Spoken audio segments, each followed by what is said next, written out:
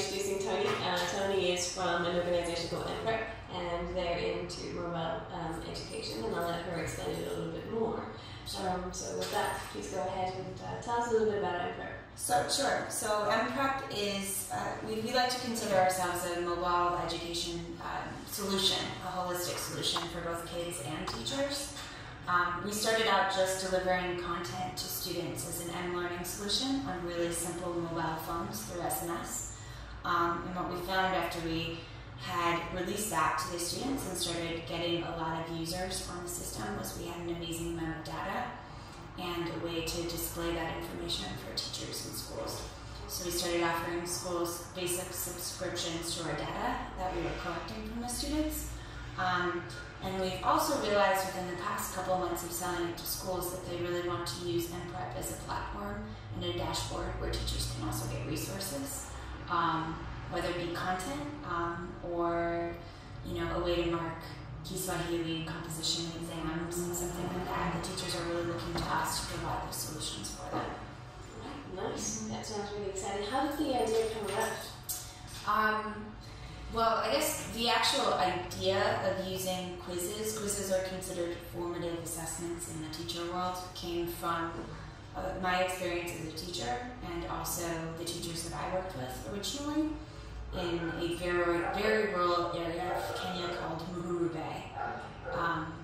What we witnessed is that most technology was not helpful to teachers. It didn't save them time or energy. Or just it was not appropriate. It wasn't an appropriate technological fit for either the kids or the teachers.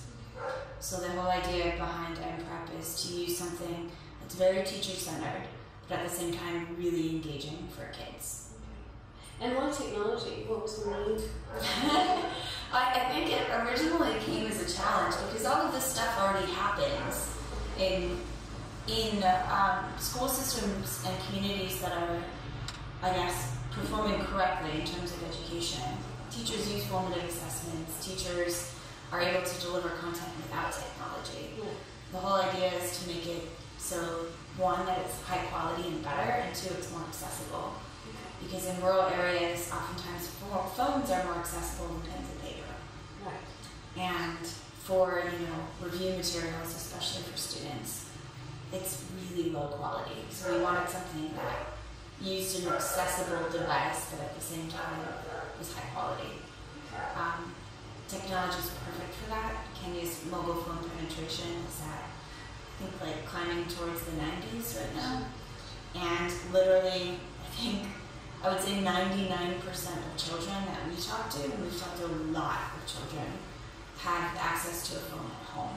Okay. So someone in the family has a mobile phone. Usually there's more than one.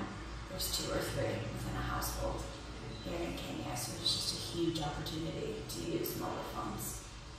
What have been one of the biggest challenges, you would say, during the life of the project?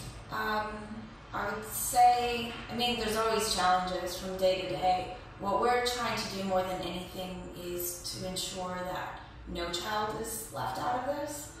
And there's a lot of challenges around SMS costs for us. That should be eradicated very soon with a strategic partnership. But that's been the biggest challenge, is keeping the costs low enough for students. We just can't subsidize it for them. Sure. Whereas we would like to. Every quiz is 17 to 18 SMSs long, and that's a huge cost, and it's a huge burden for both us and for the user. But we've working with some of the mobile comms and also some other partners that we're securing, partnerships with right now, we'll be able to completely bypass most of that cost for the kids. Okay. And then you'll have kids who are actually in the Korogosho slum being able to use it more than once every 2 weeks. So you get 20 shillings to use it. They'll be able to use it every day.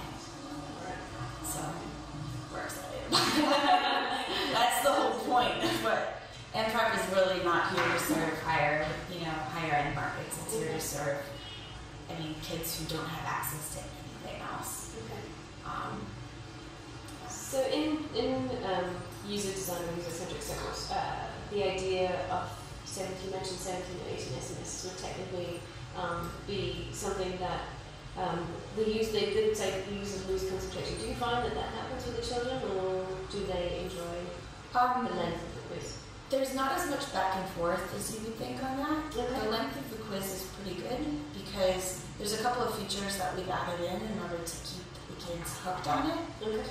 One is the fact that the student only queries 6 times within a quiz, and the system sends out, for example, when they answer number 1, they answer A, B, C, or D, they query then it sends them back a response, and then the next question right away. So there's like 2 SMSs sent back for every one that they query in, so it goes a lot faster that way. Okay.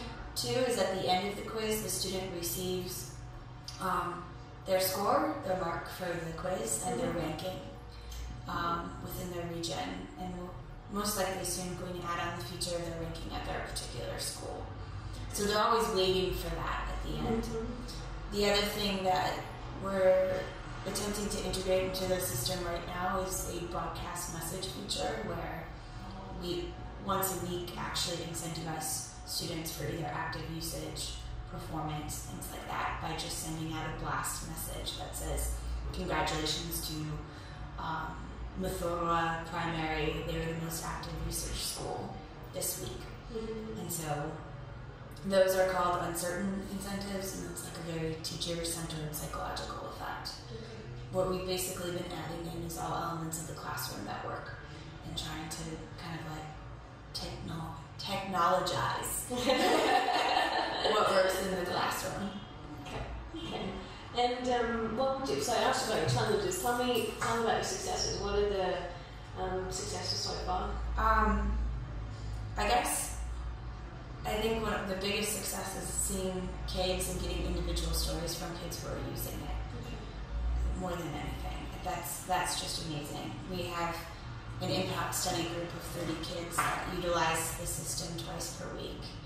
And it's really fun being with a group of kids and watching them grow with the product itself. Sure. Teachers saying that this is extremely helpful and will save them tons of time. That's also cool. Yeah.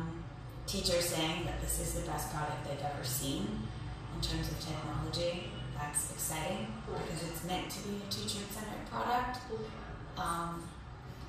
But I think, wins for the future. We really want everyone involved, including the parents, to feel that way too about it. And to hear more stories of how it's helped parents become more involved in their kids' education because they're accessing data and they're getting information. So those are the ones we hope for. That's the future. Yeah. That's the future. Nice. Well, thank you so much. I really appreciate you talking to us and telling us about your product. We'll definitely make sure people hear